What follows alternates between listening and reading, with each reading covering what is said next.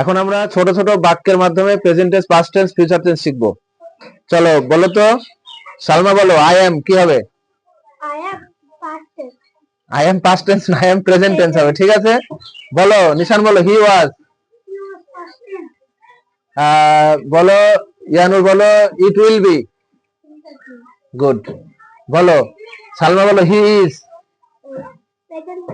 He is present tense, good. She was, বলো Nishan, past tense. She will be, বলো Yanur, future tense. তারপরে সালমা বলো it will be, future tense, good. তারপরে বলো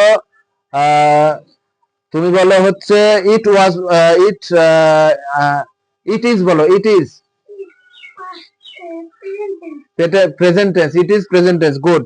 তুমি বলো ইট ওয়াজ, ইট পাস্ট টেন্স। তারপরে সালমা বলো we were,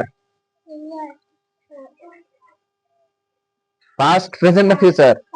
past tense, good. তারপরে বলো নিশান, বলো শি ইজ, শি ইজ বলো present tense, good. She is present tense. তারপরে বলো আই উইল বি।